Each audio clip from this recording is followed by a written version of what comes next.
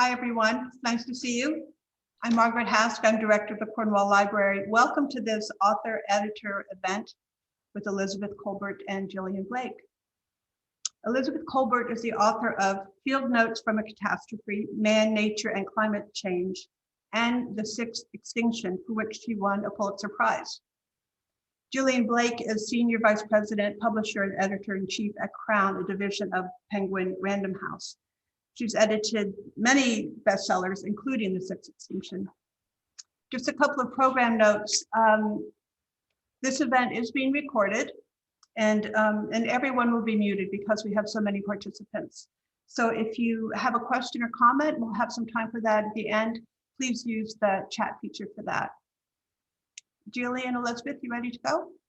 Sure thing. Very much. You can hear me?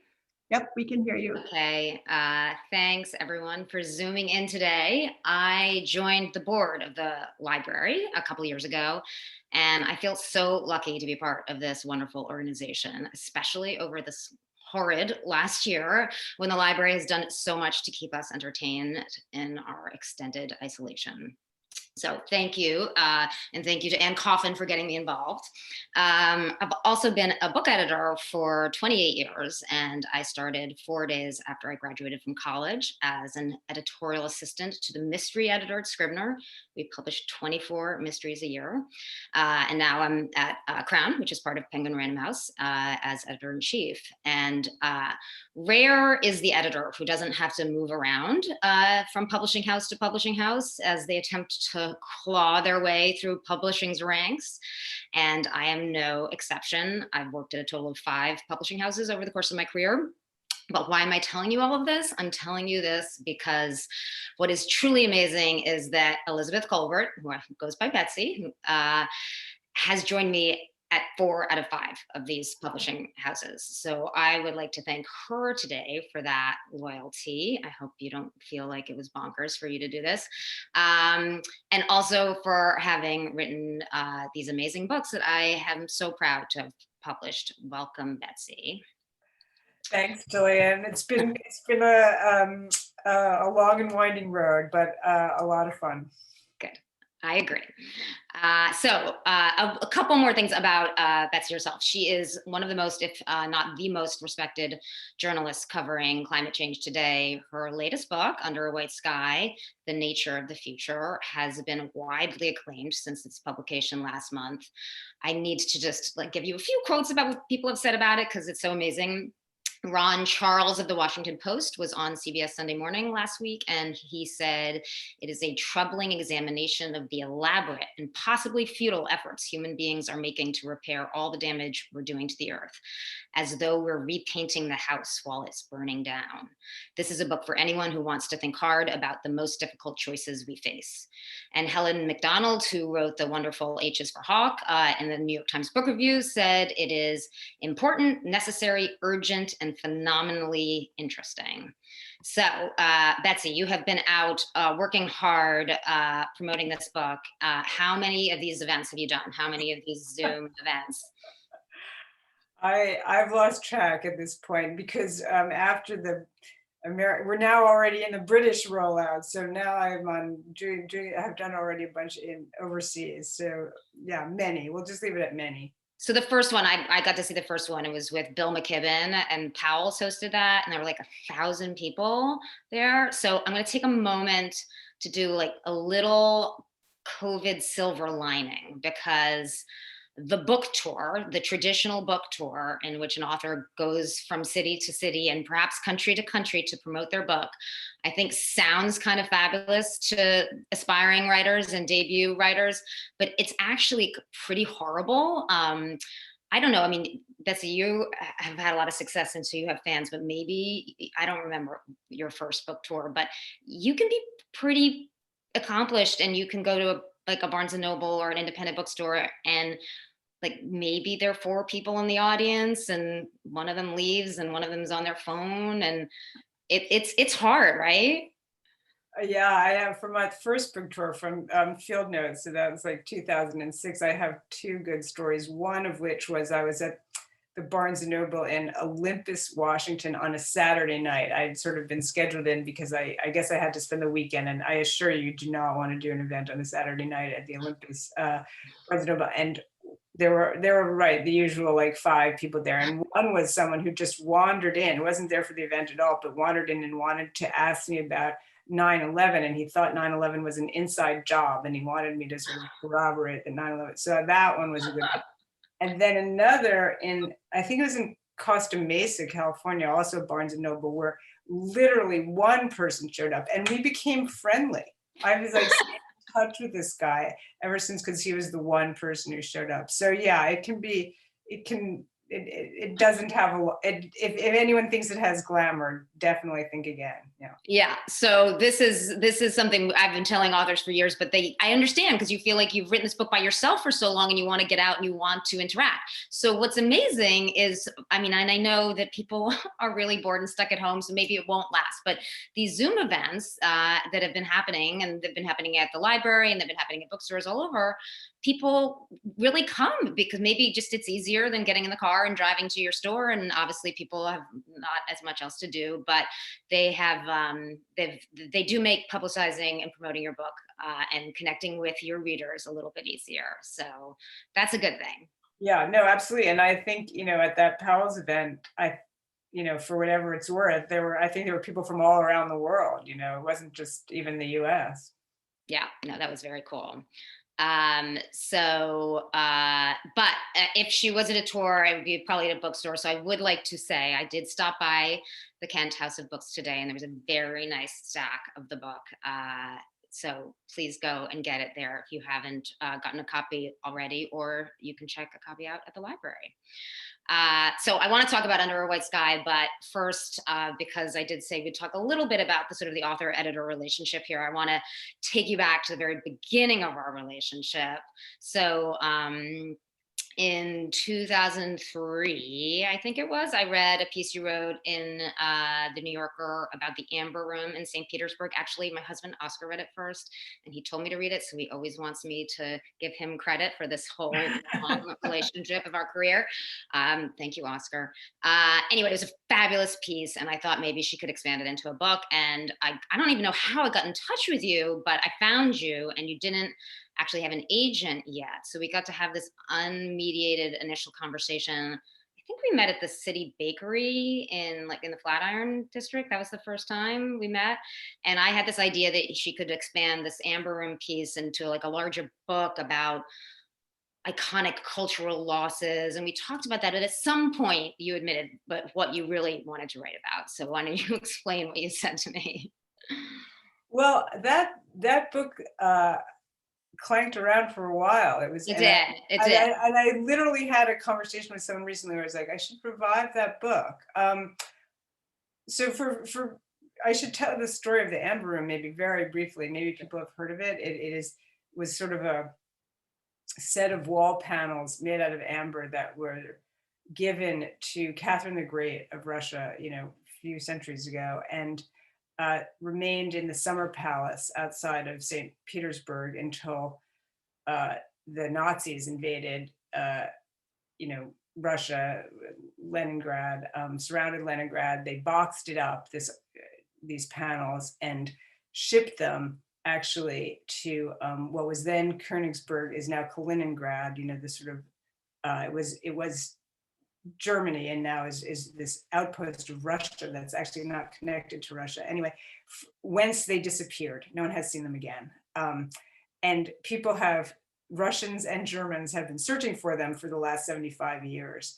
And finally, the Russians kind of gave up and recreated it. So if you ever go to St. Petersburg, you can see the recreation of the Amber Room, which I recommend. It's quite spectacular. But the story of this lost object that had occupied, multiple lives. Many people had devoted themselves, many sane people, many crazy people had devoted themselves to finding it, was just a wonderful tale. And so it is a great story. And I wrote it for the New Yorker, and Gillian said, why don't we turn it into a book? And I did think of writing this book about just lost things, and I did kind of write part of that book. I wrote about a lost language, a lost body, Lorca's body, but then I ended up sort of getting sidetracked into climate change and never returned to that book. So it's been this weird journey where that book became another book, which became another book, which became another book. But as I said, I was just thinking the other day, maybe I should go back and write that book. So you never know. I'm ready. I wanted it then, I want it now. But in that very first conversation, you had been covering, so you'd recently gone to the New Yorker, you covered Albany politics. Oh my God, we haven't even talked about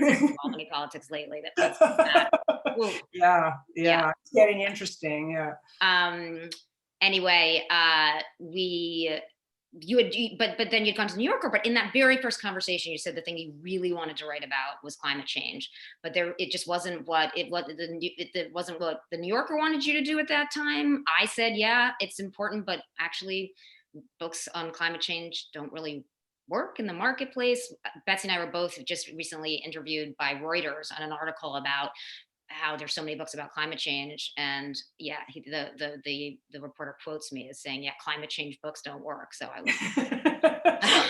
I agree in that piece, but anyway, but it was true. The market seemed that it was challenging. Al Gore had written Earth in the Balance, and Bill McKibben was out there, but there wasn't a lot of success, and people weren't paying that much attention to the issue. People were, but not the way they are now, I think. And I do think, as you know, to that point of that Reuters piece. So I need to, I want to go back to that, but what happened is that we did sign up this Amber Room book. We published a book of your pieces about Albany politics, called The Prophet of Love. And then David Remnick called and said that he wanted you to write for the New Yorker about climate change, but if you were going to do it, you were going big. And so it was a 3-part series. Yeah, exactly. That's exactly what happened. David tells the story differently nowadays. Oh, really? What does he say? He says, I came to him with this 3-part series, but that is not true. I came to him with one piece, and he said, right, that is true. If you're going to write this, as you say, go big, write 3 parts. And I didn't have the other 2 parts. I only had 1 part in my head. And so at that point, and you know, this is ancient history now, but I said, okay, give me a year and I will give you 3 parts. And it was a very painful year because at some point I decided I didn't even have a first part. I mean, it was just a very, anyway, but eventually 3 parts were published, and then we expanded them. And instead of writing about the Amber Room, I wrote about climate change. And once you start writing about climate change, I think most people would tell you it's such a huge issue and such a compelling issue, even if not necessarily for the reading public, for those who, the more you know, the more compelling it seems. I sort of never looked back. Yeah, and unfortunately, the problem has not gotten any. It's become even more urgent. So yeah, that Reuters journalist asked, why are so many people writing about climate change? And I'm like, well, it's like probably one of the biggest problems in the world right now. So yeah, it makes sense. But you did say something interesting in that interview, which was that like when even back in 2003, you had to travel farther to, you had to travel to the Arctic Circle to give me, because field notes from a catastrophe really gave firsthand evidence that climate change was happening. You like measured permafrost, you were there on the Arctic ice sheet, but now you don't have to, we don't have to go so far. Yeah. Yeah, so when I wrote that was, 2004, most of the reporting was done for that. And, if you wanted to go somewhere where people would say to you, we have very compelling evidence that this X or Y, whatever it is a product of climate change, not just some fluke or whatever. You kind of had to travel to the Arctic. So I did travel a lot to the Arctic, which was actually, honestly, a great adventure. I mean, to the top of the Greenland ice sheet, to Alaska, to Iceland. But now, I mean, I could go out with someone in my backyard, and, someone who was knowledgeable about climate change in New England, you could go out in Cornwall and someone would tell you, well, this is climate change. This is a bird.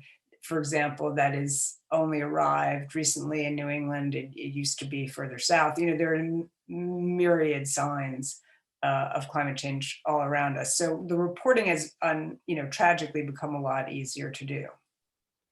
I think I just thought of this today and I didn't double check, so I'm sorry if I'm wrong, but I think maybe the only place that you go to in this book, Under a White Sky and in Field Notes, is the Great Barrier Reef. No, I think it's the Greenland ice sheet, actually. But did you not? I feel like you did write about coral. The reason I'm bringing it up is that at some point you told me, like it was like 15 years ago, like you have to go to see this coral now. Like it is disappearing before our eyes. And so you did write about it then, and now you go back to see these desperate attempts to really, we'll get to it later, like desperate attempts to save coral. But that in the time between when you've written those two books, how much of the coral of the Great Barrier Reef has been lost?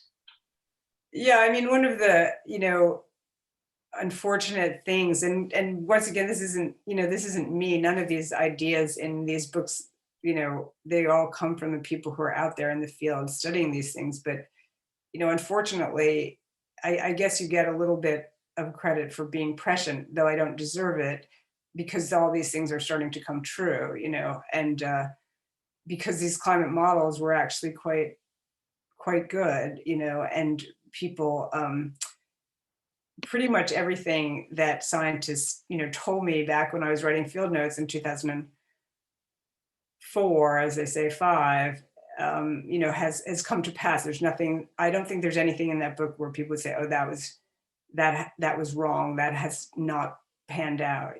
Unfortunately, everything has panned out, and some things have panned out, to be honest, a great deal faster in that than people thought it would when I was writing that. So all of the trend lines are unfortunately, not good.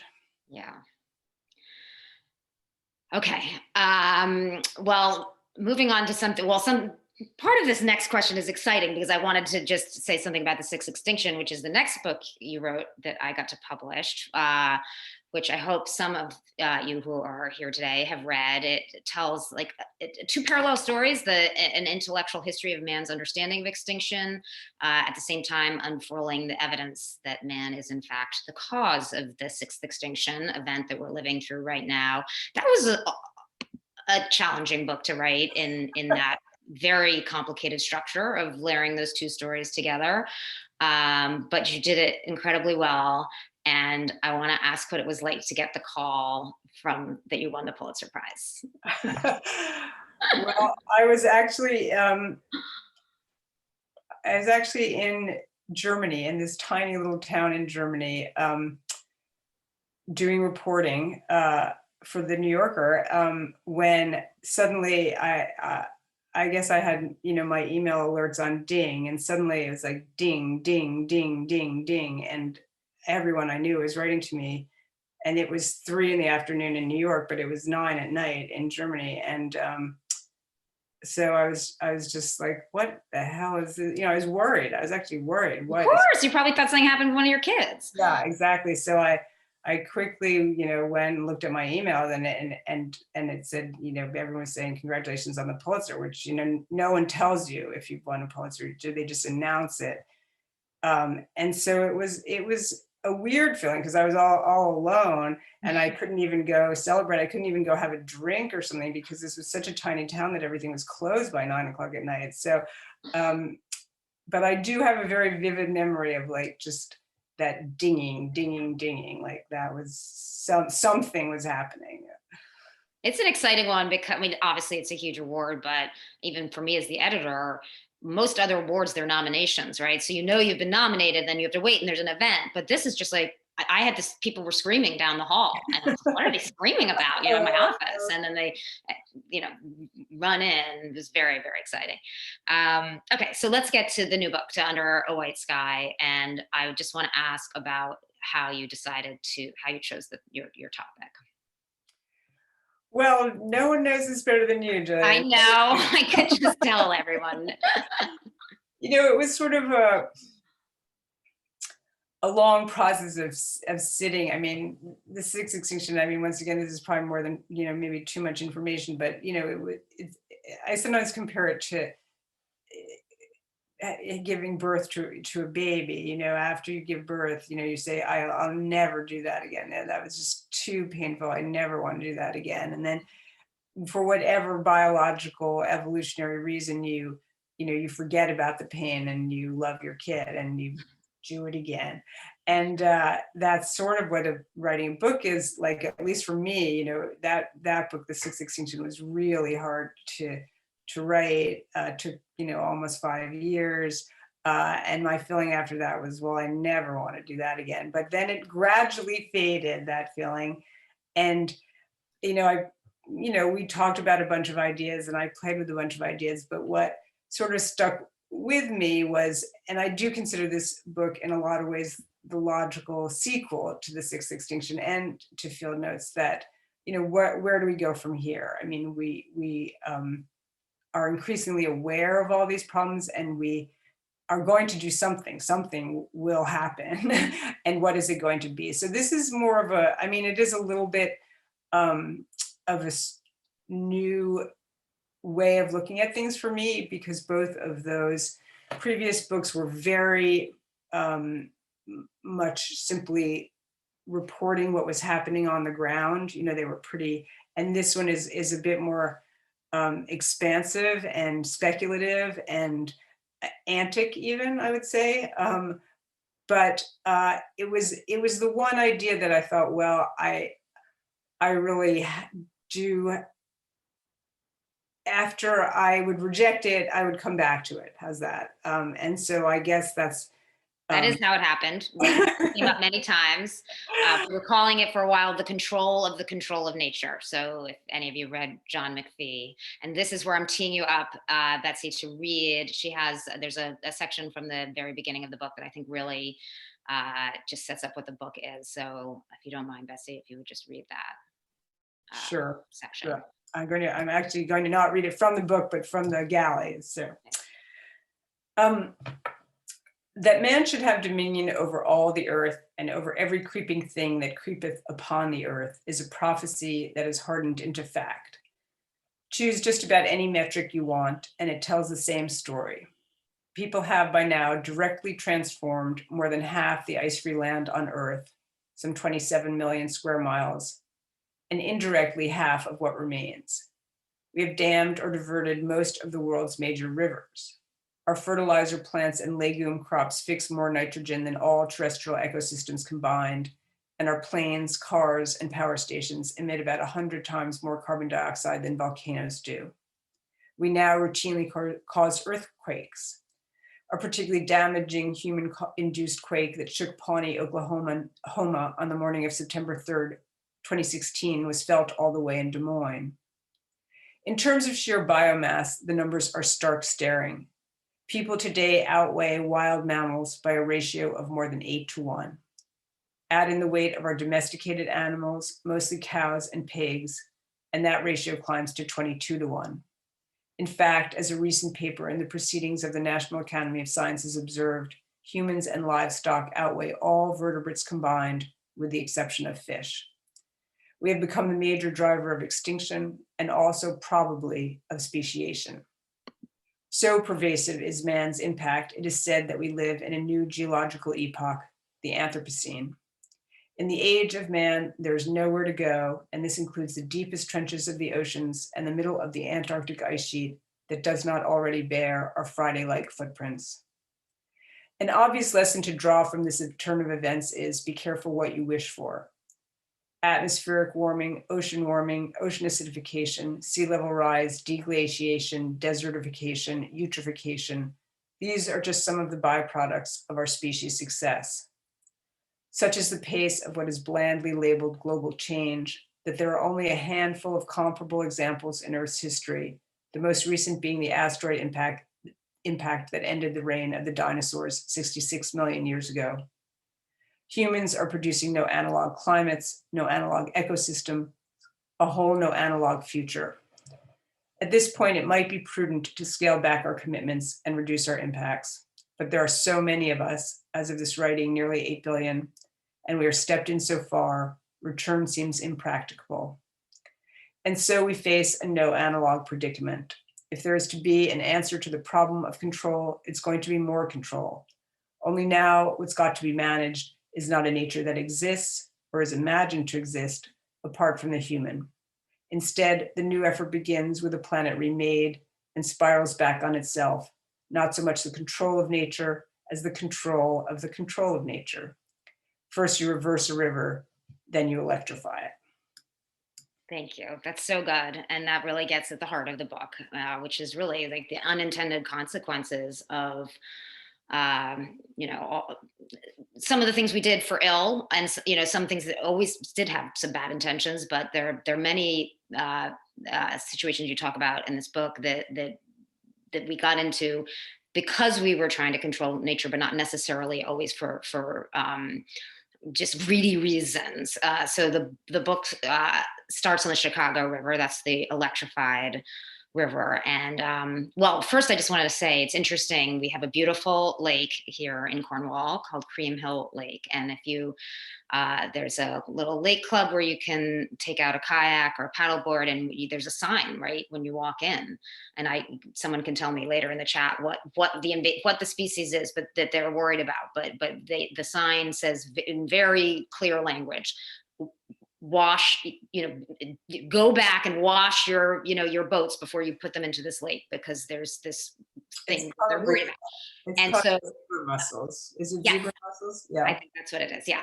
So I think about that every time I go there. And so you write about the crazy Asian carp fiasco that began with the reversing the course of the Chicago River. What I want to get into here is Rachel Carson's sort of minor role in this story, because I think it's interesting because it shows that people did some things even for the right reasons and ended up having really bad consequences. Can you explain that? Yeah, sure. So the story of the Chicago River, I'll just give a little background. The story of the Chicago River begins actually at the early part of the 20th century, and when Chicago was dumping all of its sewage into the Chicago River, which I'm sure many people have been to Chicago. It cuts right through the city, and it flowed east into Lake Michigan. And so it dumped all of Chicago's sewage into Lake Michigan, which was and is the city's source of drinking water. So waterborne disease was rampant. And so it was decided, undertook this huge construction project, which reversed the flow of the Chicago River around the turn of the 20th century. And one of the impacts of that was to flush. So now Chicago's waste flows west and down basically ends up in New Orleans, ends up in the Gulf of Mexico through the tributaries of the Mississippi. So fast forward to the 1960s, when Rachel Carson publishes Silent Spring. And those of you, probably people have read a long time ago, but the last chapter of Silent Spring is called The Road Not Taken. And in that chapter, Carson advocates, she says, look, she sort of says, well, look, we can't do without any form of pest control, but what we can do is use one species against another. So she's really advocating what's become known as biocontrol. And people took that very much, to heart, and they imported in the 60s, the US government, this is the federal government, imported these different species of carp from Asia, some of which were supposed to eat aquatic weeds, so we didn't have to put, and I'm sure that in Cornwall you can find, lakes that have been overtaken by Eurasian milfoil, which is an invasive weed. So these carp were going to eat those without herbicides. So that was going to be good. And they were also another species was a very, very, very effective filter feeder, and it was going to eat the algae that were the product of insufficiently treated sewage treatment. So this was sort of right around the time of the Clean Water Act, and a lot of communities were under pressure to clean up their sewage treatment. And these fish immediately got loose they have these tiny little fingerlings, they're called, they could go through any mesh. They were immediately in the tributaries of the Mississippi, worked their way up the Mississippi all the way basically to the gates of Chicago, as it were. And one of the things that people then realize is, okay, now there is now this connection between the Great Lakes and the Mississippi system, owing to Chicago's reversal of the river. That part, what accomplished that was connecting those two watersheds. And now we could get these Asian carp not just taking over the whole Mississippi watershed, which, to be frank, they already have.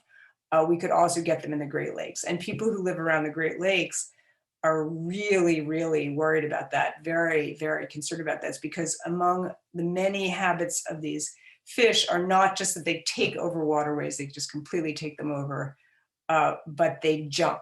So they throw themselves out of the water. People have gotten, all sorts of terrible, grievous injuries from flying carp. So people who live around the Great Lakes really don't want them in there. So what the next step was to electrify part of this canal that connects the Great Lakes and the Mississippi watershed. So if you take a trip down there, which is where the book begins, you eventually get to these huge billboard-like signs that say, keep your pets with you, keep your kids with you, do not let anything in the water because they will get electrocuted. And you would, I asked folks about it, what would really happen? Is that really true? And I was told, yes, if you jumped in the water, you could quite possibly end up dead. So this is the very beginning of the book, and you have an electrified river, and you have a photo of the carp jumping out. I think you were hit by a carp when you were reporting. It is crazy. If you Google Asian carp, you will spend half an hour watching these videos. It's sort of, you can't not watch. But this, I think, you will see why. I think pretty early in the book, at some point, when Betsy sent me chapters as she was finishing them, and I called her and I said, it's really important and it's really disturbing, but it's really funny. And this book is, I think you've called it's like a dark Black comedy. There is the efforts that people go to try to fix the problems we've made. There are many, many moments of humor. I wrote in my, I write the description that goes on the flap of the book, and the copy chief reads it, and he queried my sentence that said that it was darkly comic, and he said, how could this topic be darkly comic? I said, but you would agree that you believe that there are moments of laughter in the book. Well, I hope so. I definitely hope so. I definitely approach it as a comedy, which sounds weird given the subject matter, but there's some things that that are just so serious you have to laugh about, I suppose, to a certain extent. I laughed a lot in the chapter about the pupfish in the Mojave Desert, and these teeny little fish that are on the verge of extinction, and people are doing extraordinary things to save them. They've built in basically a fake pupfish environment. This seems to happen a lot, that when you're trying to save a species, you have to create the environment. But it described this whole pupfish effort to save them. Well, the devil's, so this is a fish called the devil's hole pupfish, and it's been described as the rarest fish in the world. And I think that is, I don't think it has any rivals, really. It was a fish that historically was confined to one pool in the middle of the Mojave, which sits at the bottom of a little canyon, a really beautiful little canyon, which is now completely fenced off to anyone because of this fish. And I was fortunate enough to go in with some biologists who had the key, and we went down into this kind of magical little canyon. But once again, this story also goes back to the 1960s. People started pumping groundwater in the Mojave, and as a result, the water level in this pool started to drop, and these little fish, which are these beautiful, just 1 inch long iridescent blue fish, were suffering. And so all sorts of, once again, crazy and somewhat comical sounding things were attempted to try to save them. They, at some point, there was big banks of lights were installed in the canyon. They, they fed the fish. They tried put in sort of a styrofoam shelf because they like to hang out on this sort of rock shelf, which was increasingly hard for them to do. Anyway, they tried everything. And eventually it was decided by the Fish and Wildlife Service to build a replica, an exact replica, as close as possible. This even has sort of the contours of the rock in the canyon. It's not as deep as the real canyon, but it is as close a replica as you can make indoors. So there's the fish, there are now two populations of these little fish, one in the real canyon and one in this completely fake canyon about a mile away, which is not beautiful at all. Really kind of looks like, I think I compared to a spent fuel tank that I once visited at a nuclear power plant. It lacks any of the magic of the real thing, but the fish seem to be okay with it. They seem to be doing okay there. Right. Well, I mean, there is another thing that quality to the book is that as much as we mess things up, there really are some extraordinary scientists and activists and individuals who are devoting their life to save, whether it's one little species of fish or a coral reef, or the book kind of goes from moves very brilliantly from some of these sort of smaller efforts, I could say, or in more individualized efforts to a quite cosmic scale. Maybe you could explain the title of the book. I had this thing, and now this is going to sound like a really bad joke, but everyone remembers the Beatles song, Lucy in the Sky with Diamonds. There's a reason I would be sort of humming this tune when thinking about the book. Explain the title, Betsy. Yeah, so the title, which is perhaps the most contentious part of it, is refers to the final sort of scheme in the book, which is, so the book is sort of about, intervening to correct for our previous interventions. And the ultimate expression of that is this idea, which people have probably heard of, which is called solar geoengineering. And the idea behind solar geoengineering is that we would, we've already loaded up the atmosphere with carbon dioxide, which is warming the planet. And if we want to cool the planet, we would, or try to counteract this warming, which unfortunately isn't going away. It's another important point about climate change, is that CO2 just hangs around in the atmosphere for a long time. So it's very, very difficult to do something about it quickly. So if you decided you had a climate you just didn't like, it was a humanitarian disaster or an ecological disaster, the only proposal that's really on the table at this point is to do solar geoengineering, which would consist of spraying something, either sulfur dioxide or calcium carbonate, or it's even been proposed diamond dust, industrial, you make industrial diamonds, grind them into dust, which would reflect sunlight back to space. You'd spray this in the stratosphere. This would reflect sunlight back to space. So that would have a cooling effect. And we know that this is possible in theory, at least, because every time there's a major volcanic eruption, that pours a lot of sulfur dioxide into the stratosphere that sort of congeals into these little droplets that are very reflective. It's why after a volcanic eruption, you get very beautiful sunsets, but you also get a cooling effect. And if you did this, it's been calculated that you would get this effect known as sky whitening. There would be, even if you were out in a really unpolluted part of the world, where you would expect to see a very blue sky, you would see a sky with a sort of white tinge, the way the sky looks, in over Manhattan. I mean, you very rarely see a very clear blue sky, over New York. So it's not like, I don't want to say the sky would be paper white, but it would be whitish, under a whitish sky. Maybe I should call it, but it doesn't have the same ring. Anyway, so that is the source of that's where the title comes from. And but there are a lot of downsides to doing this that aren't just a white sky. Well, there are a lot of potential downsides, and there are a lot of there are the known unknowns, and then there are the unknown unknowns. But yeah, I mean, it's such a controversial idea that the guys I spoke to, the people I ended up speaking to about this idea, are mainly folks who run what's called the Harvard Solar Geoengineering Research Program. So a bunch of scientists at Harvard, and they would like to this summer send up a balloon, which would not do anything. It would just be a balloon with some instruments in it. It wouldn't really be an experiment even.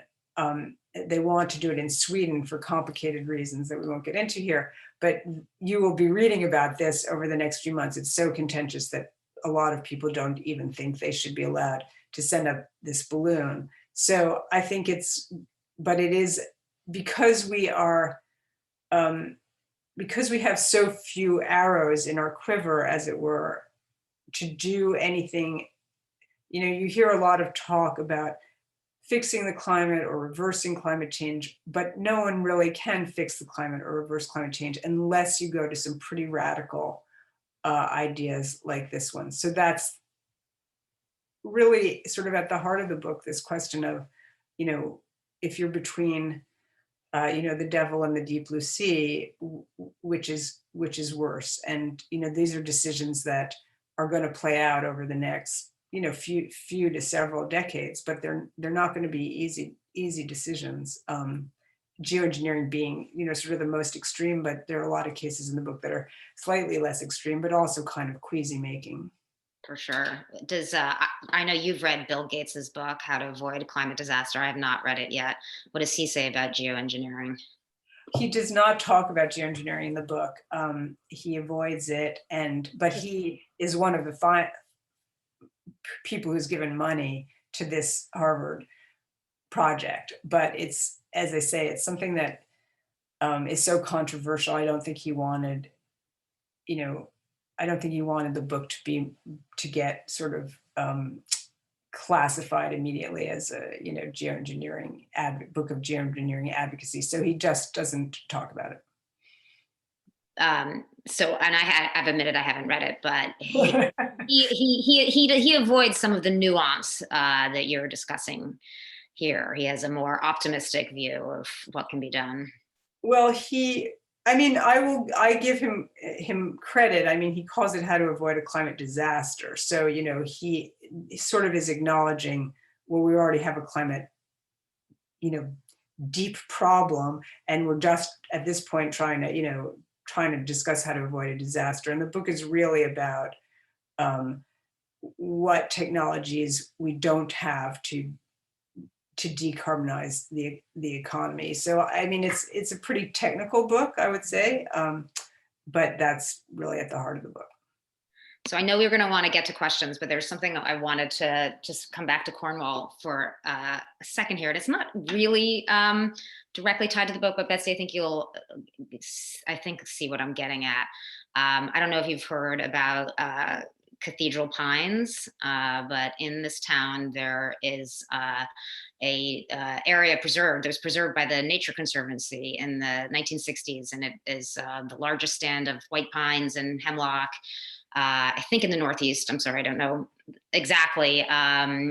Really, really beautiful, but it was basically destroyed almost entirely, but not entirely, by a series of tornadoes in 1989, and well before I ever came to Cornwall. And I'd heard about it though, and so the first time I didn't know much. I just said, I want to check out this Cathedral Pines. I'd heard that there'd been a tornado, but that it was still there. And what the town did, or the Nature Conservancy did, is they just left it. So this is something that happened. It was a natural disaster, tornadoes, and you can walk through there now, and it's amazing because they're both these beautiful pines still standing, and then there are just so many that have fallen.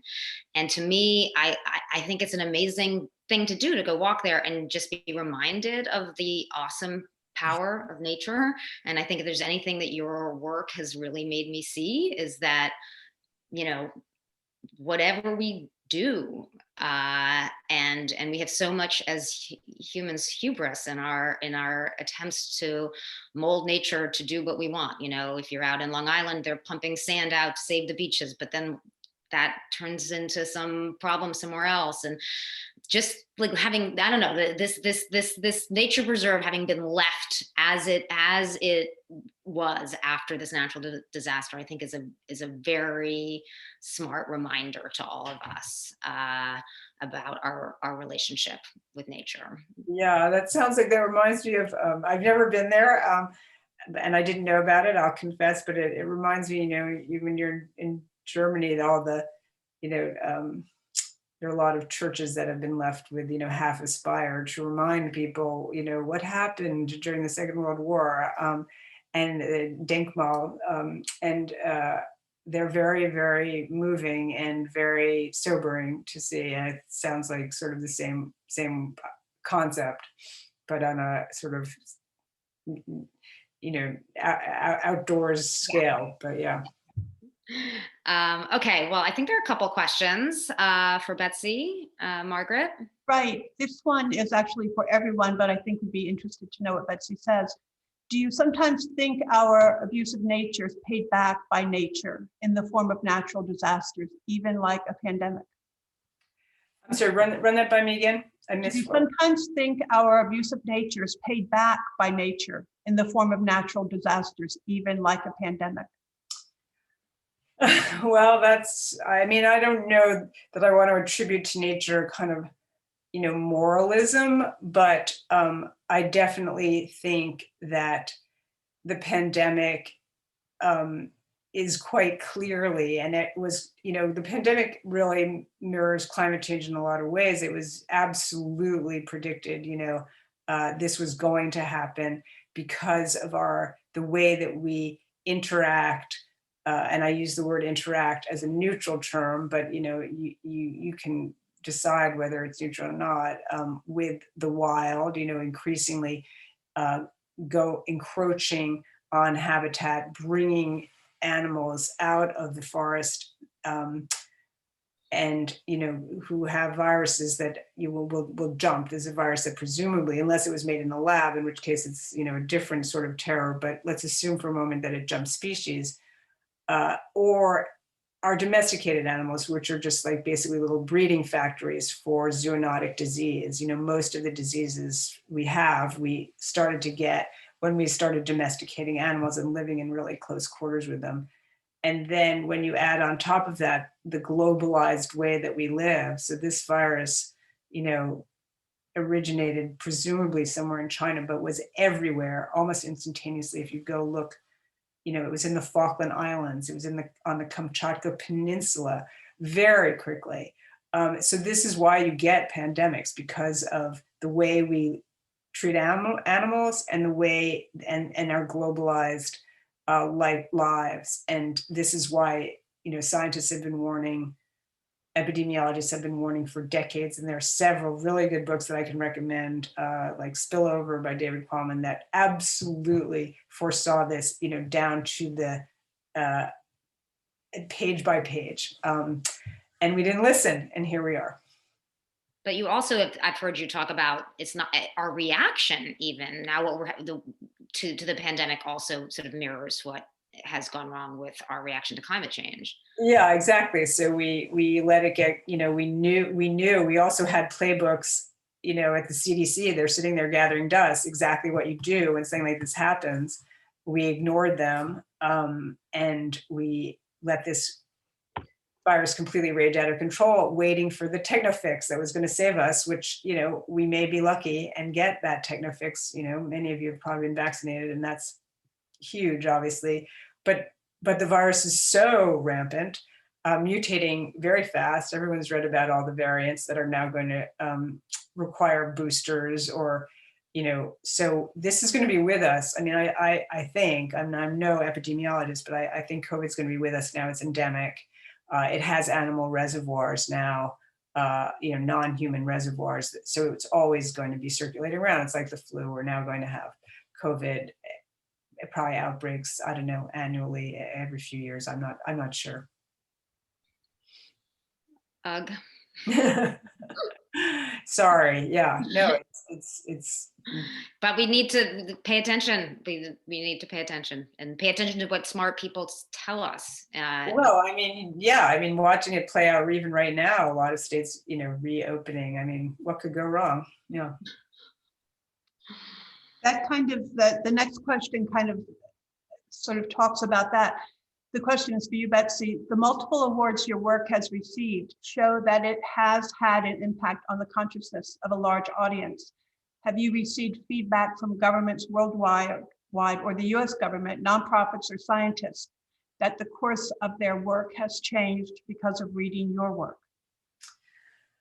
I can't say that I can't say there are a lot of world leaders who have gotten in touch with me, but President Obama chose your book and said it was yes, he did. He did. But what has been gratifying, here what I'll say has been gratifying is I often, not often, but occasionally, people come up to me who sometimes they say like, I had to read, field notes in a college course or something like that, or the Sixth Extinction. Now kids are getting, now even that is reached the point where, and it changed my career path. I decided to become a biologist, or decided to become a conservation biologist, or whatever, a climate scientist, because I read it. And that is one of the real satisfactions of having, gotten the books out there into people's hands. I don't know, yes, President Obama was very nice about the book, but I don't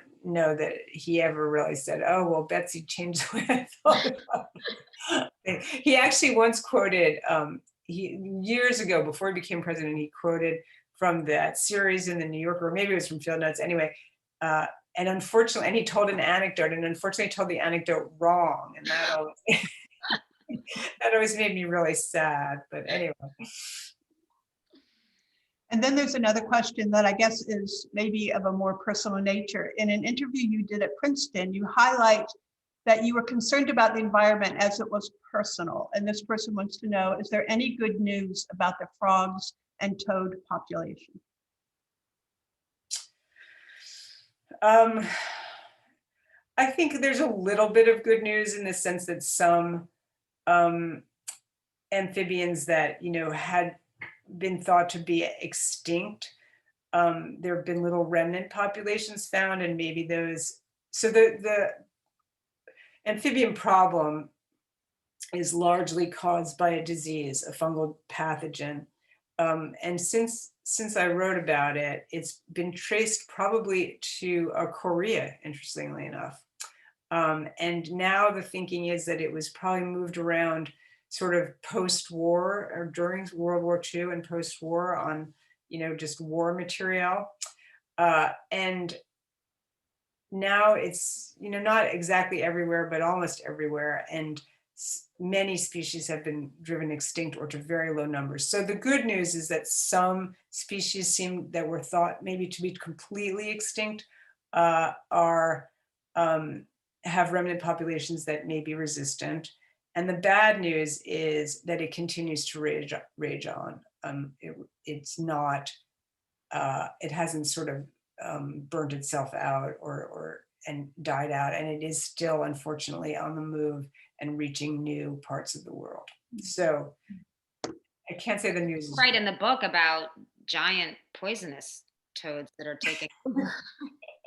Yes, some toads are not affected. Unfortunately, they tend to be the toads that are, very widespread toads, like bullfrog, a lot of species that are very cosmopolitan, that have been moved around the world, are very adaptable. They do fine, but then a lot of these very localized, fantastically beautiful frogs that are limited to very small ranges, in the Andes or in the Amazon or in Central America, they've been hit really, really hard.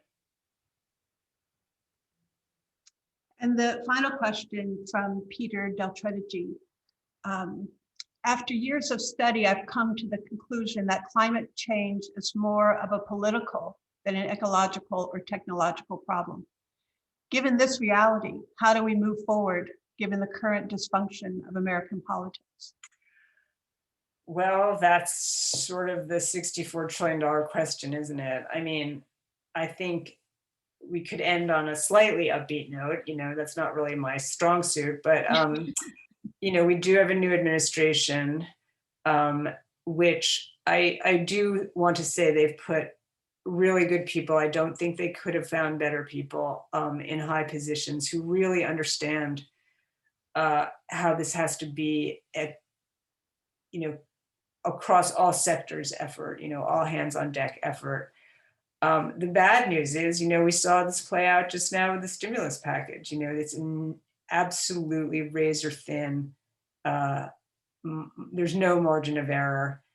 And they have a very short time before the next election. So I don't know what's going to happen to the politics of climate change, but I certainly agree. I'm not sure I agree that it's only a political question, but certainly at heart, at this point right now, it is a political question whether we're going to do those things that we already know how to do, but are not doing. And how that will play out over the next 2 years, I think, fortunately or unfortunately, is going to have, millennium scale implications. Goodness. Whoa, but true. Probably not a bad note to end on. Right.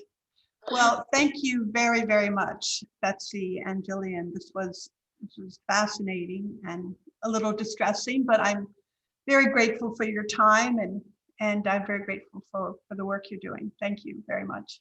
Thank you, for being Betsy. here. Thank you all for joining us. Thank you guys for coming. Thank you, Margaret. Thanks everyone for coming.